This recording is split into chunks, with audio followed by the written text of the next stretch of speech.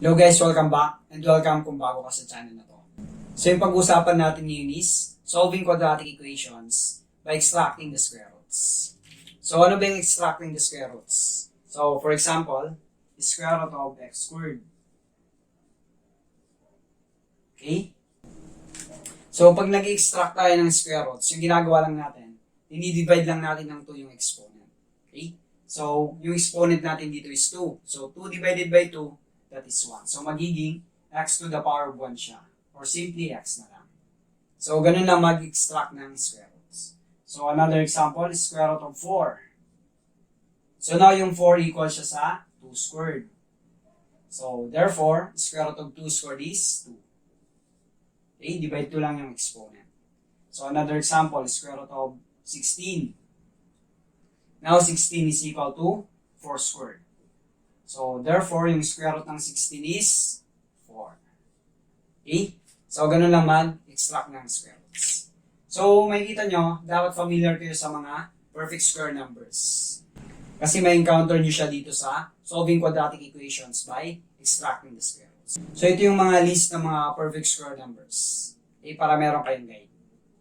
So, now, gamitin natin yung extracting the square roots sa pag-solve ng quadratic equations. So, for example number 1 tayo.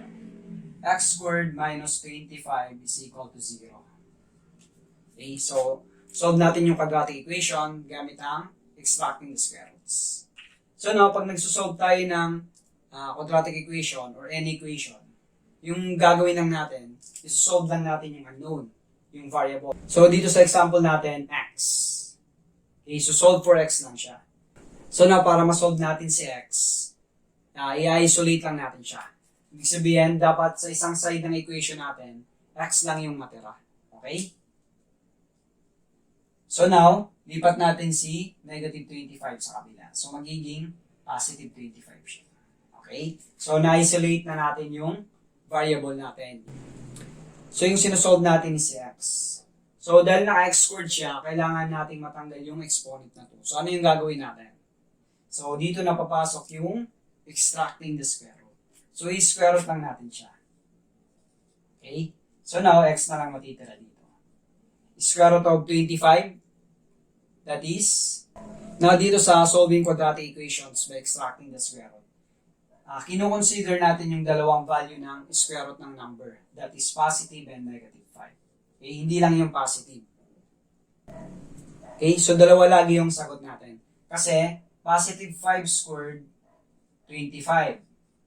Negative 5 squared, 25 din. Okay? So, meaning, dalawa yung square root ng 25. That is 5 and negative.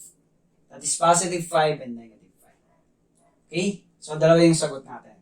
So, yung ibig sabihin lang yan, x is equal to 5 and x is equal to negative 5. Okay? So, pinaikli lang yung pagsulat nito. Okay? So, ito na yung sagot natin. Okay? So, another example tayo. Example number 2 natin. X squared minus 16 is equal to 0. Okay, again, first step, isolate natin yung ating unknown, si x. So, lipat natin tong negative 16 sa kabila, magiging positive siya. And then, extracting the square roots na. Okay? So, square root ng x squared, that is x na lang. Then, square root ng 16, that is positive, negative 4. Okay?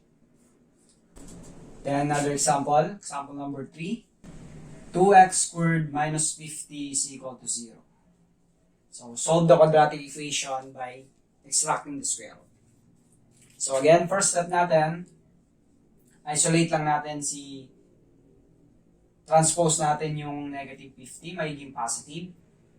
And then, divide 2 tayo para x squared na lang yung matira. So, cancel na yung 2, x squared is equal to 50 divided by 2, that is 25. Okay?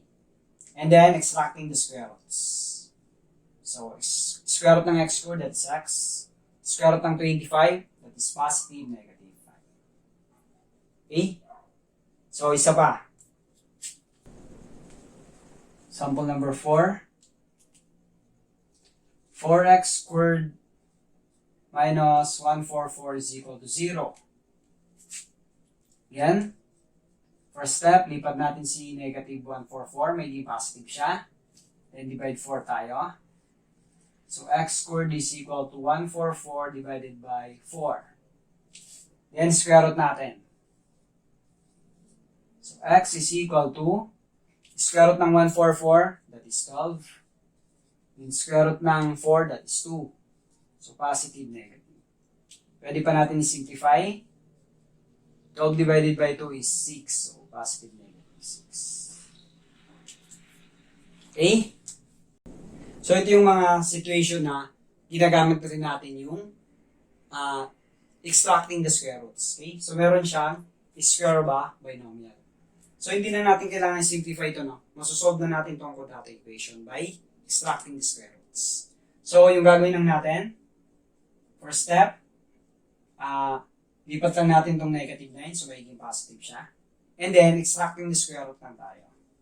Okay? Para makancel itong squared. So magiging x minus 2 is equal to square root ng 9, that is positive, negative 3. Okay?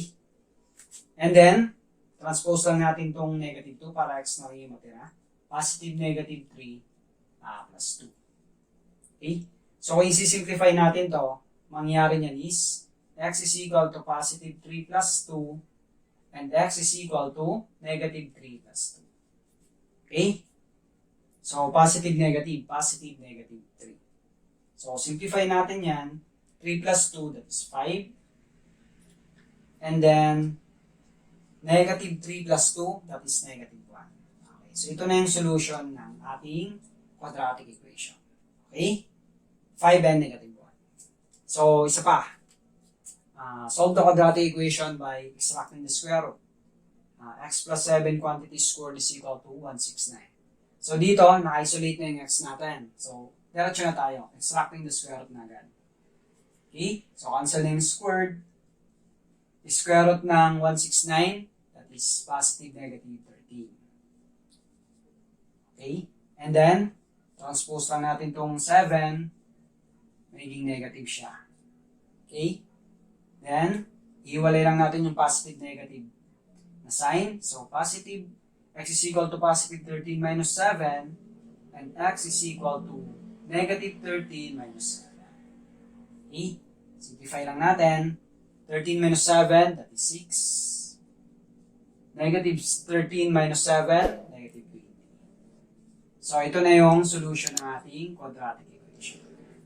Okay? Comment below guys kung nakatulong yung video. Thank you for watching and don't forget